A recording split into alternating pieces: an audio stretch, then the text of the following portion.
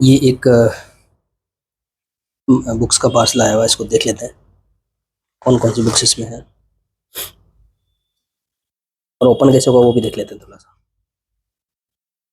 ये देखो कुछ इस तरीके से ओपन हुआ है ये। तो बुक्स जो नॉर्मल साइज़ की होती है उनको एक और दो ऐसे रखा है और एक बुक थोड़ी ऊपर रख रखी है। तो फर्स्ट टाइम जब मैंने ऑनलाइन शॉपिंग करी थी बहुत पहले, तब की ऐसी मेमोरी इस तरह की बुक्स आया करती थी। एक एक करके निकाल लेते हैं, देख लेते हैं कौन कौन सी बुक्स हैं। नागराज 35, इसको थोड़ा और कट करने की ज़रूरत है। मैंने इसको यहाँ तक कट कर लिया है। अब इजीली बुक्स निकल जाएंगी। पर हैरानी की बात है, ये अंदर इसमें पॉली बैग वगैरह यूज़ नहीं करी है बहुत ज़्यादा, बारिश का टाइम है। बाकेलाल और दिव्यास्त्र, इसमें शायद 3 बुक्स का कलेक्शन है। और ये कौन सी है, काफ़ी इंटरेस्टिंग कवर बनाया है इसका। विषहीन नागराज, इच्छाधारी चोर और खलनायक नागराज का एक डाइजेस्ट है। नागराज 33, ये एक डाइजेस्ट है। इसमें 3 पार्ट की सीरीज जो है उसको संकलित कर रखा है, नागराज के बाद फ्यूल और विनोम। और ये इसकी सेकंड कॉपी नागराज 33 की। इससे पहले नागराज 35 जो निकली थी वो, उसमें भी 2 पार्ट का सीरीज है, नागराज है ना और क्यों है नागराज।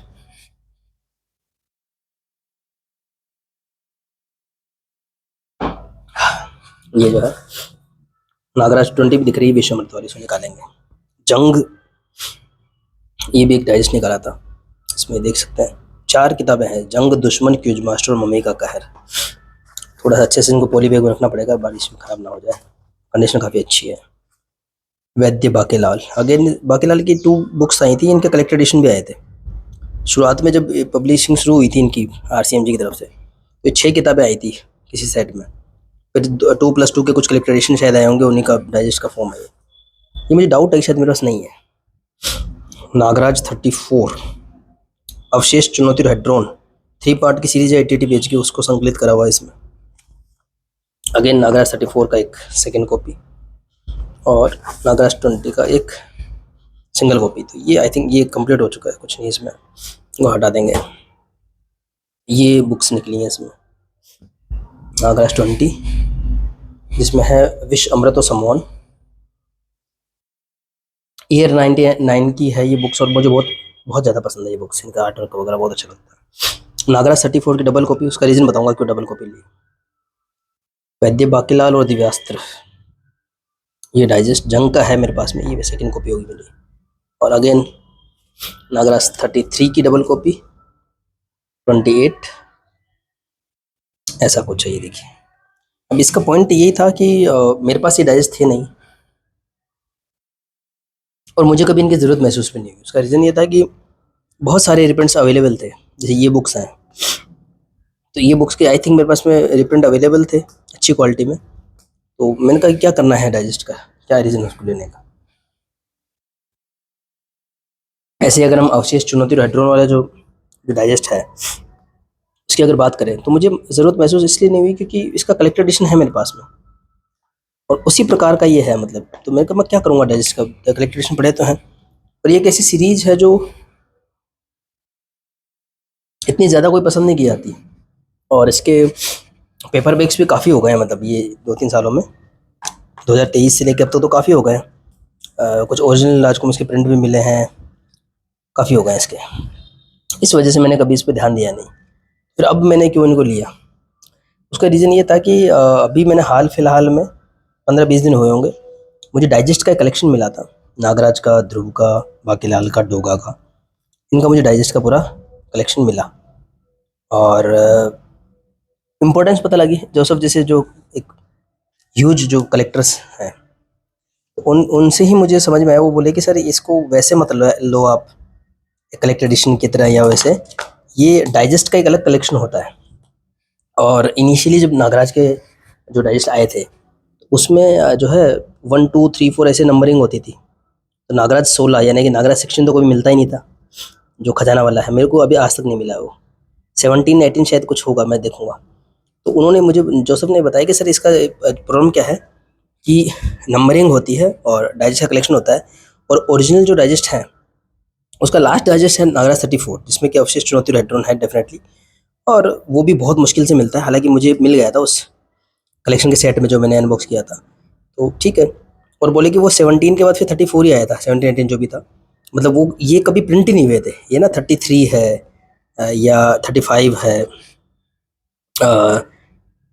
20 है, 28 है, और भी थे इसमें। शायद एक छोटा नागराज मेड्यूसा वाला था, वो आउट ऑफ स्टॉक हो गया था जब मैंने लेने की कोशिश करी थी, और उसके बाद फिर रीस्टॉक दिखा रहा था। पर इससे ना बड़ी प्रॉब्लम आती है ऐसा रीस्टॉक आउट ऑफ स्टॉक होने से, क्योंकि एक बार आप अपना पूरा मन बना चुके हो तो फिर बाद में उसमें ऐड ऑन करना मुश्किल हो जाता है।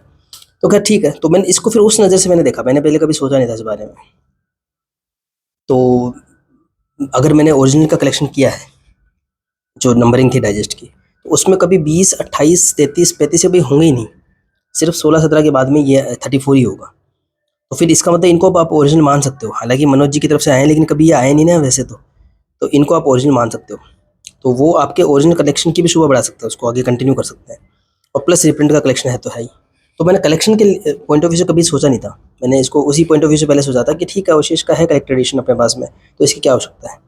फिर आप समझ में आया, और डेफिनेटली मेरे पास डाइजेस्ट का कलेक्शन था भी नहीं ओरिजिनल। तो अब जब मेरे पास नागरा ध्रुव डोगा इन सब का एक लगभग ऑलमोस्ट कंप्लीट कलेक्शन आ चुका है, तो फिर मैंने कहा क्यों ना इसको भी एड ऑन किया जाए। अच्छा, लकीली ये अवशेष 34 में थी, और ओरिजिनल वाली। और जैसे ने मुझे बोला भी था कि सर बहुत बहुत मुश्किल से मिलती है। फिर मैं आज तक समझ नहीं पाई ये क्या इनका कैलकुलेशन होता है, क्या गणित होती है, ये भाई क्यों मुश्किल से मिलती है, जबकि उसके पेपर बैग तो बड़ी इजीली मिल जाता है।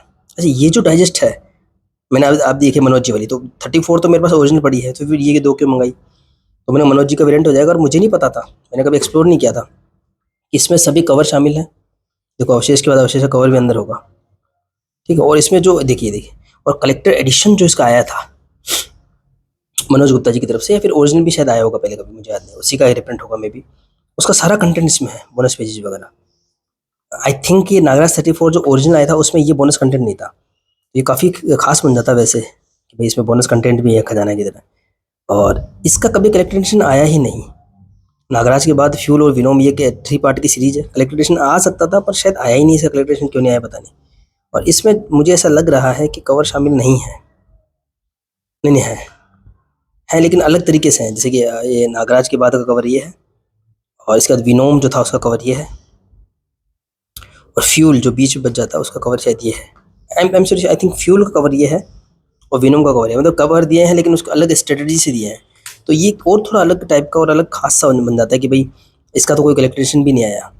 और ये कोई 2 पार्ट के सीरीज थे। सबसे अच्छा तो मुझे ये लगा अवशेष वाला, क्योंकि वो एक पूरी सीरीज है।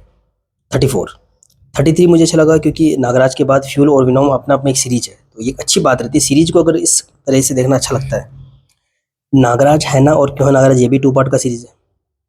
तो ये अच्छा किया मैंने इनको लेकर के। तो इसमें तो ये सिंपल है, मतलब फ्रंट कवर है नागराज है ना, दूसरा क्यों है नागराज, खत्म हो गया।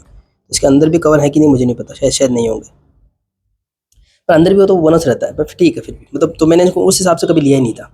और अभी भी मुझसे वो मिसिंग हो गया है मेड्यूसा वाला।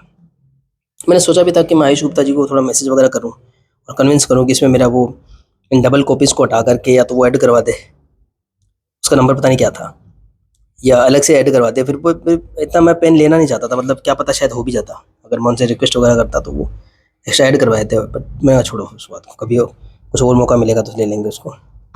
ये दो भी ऐसे ले लिए बस, क्योंकि डाइजेस्ट से कलेक्शन कर रहा था। और ये तो काफ़ी बड़ी हैं, उस समय इनके पेपर वे को भी कोई नहीं पूछता था, इसलिए ध्यान दिया नहीं इतना ज़्यादा। अच्छी बात मुझे लग रही है, इसमें कवर वगैरह है, सब कुछ है, तो अच्छा है। चलो, डाइजेस्ट का एक है ना अच्छा मुझे लगा। डाइजेस्ट जो होती है वो मुझे कलेक्टर एडिशन से भी ज़्यादा अच्छी लगी। और RCMG का डाइजेस्ट का एक अच्छा खासा कलेक्शन हो गया मेरे पास में, और ये थोड़ा मिसिंग था तो मैंने कहा मंगवा लिया बस, ये और कोई कारण नहीं था। ये था, इसको भी इसलिए मंगवा लिया कि एक सिंगल कॉपी थी, एक और हो जाएगी। आई थिंक इसमें भी कवर होंगे सभी बुक्स के। कवर है नहीं, पर ये साइड में दिए हुए हैं, जैसे जंग का कवर यहाँ दे दिया, क्यूज मास्ट का है यहाँ दे दिया, दुश्मन का यहाँ दे दिया। ठीक है, कवर है लेकिन अलग तरीके से दिए हुए हैं। बस ये सब चीज़ें थी। तो इसकी भी काफ़ी इंपॉर्टेंस है, जो उसने बताया। शायद वही चक्कर रहा होगा कि भाई इनिशियली पब्लिश नहीं हुए होंगे। तो इनिशियली जो इनकी जो भी एक प्लानिंग थी डाइजेस्ट वगैरह निकालने की, तो मनोज जी ने उसको कंटिन्यू किया है। मुझे ये बात उस समय नहीं पता थी, मतलब मुझे नहीं पता था कि ये नंबरिंग उसको रिप्रेजेंट कर रही है। तो एक अच्छा मौका था। तो जो उसने बोला कि सर ठीक है, कल को ना मिलेंगे आप, अगर आपने इतना अच्छा कलेक्शन कर ही रखा है तो आप क्यों इनको मिस करते हो। तो अब मेरा उस कलेक्शन में अभी डबल का ये है कि भाई एक मनोज जी वाला हो जाएगा, एक उसमें चला जाएगा, तो इस वजह से ले लिया। आई होप आपको ये अनबॉक्सिंग पसंद आई होगी। धन्यवाद।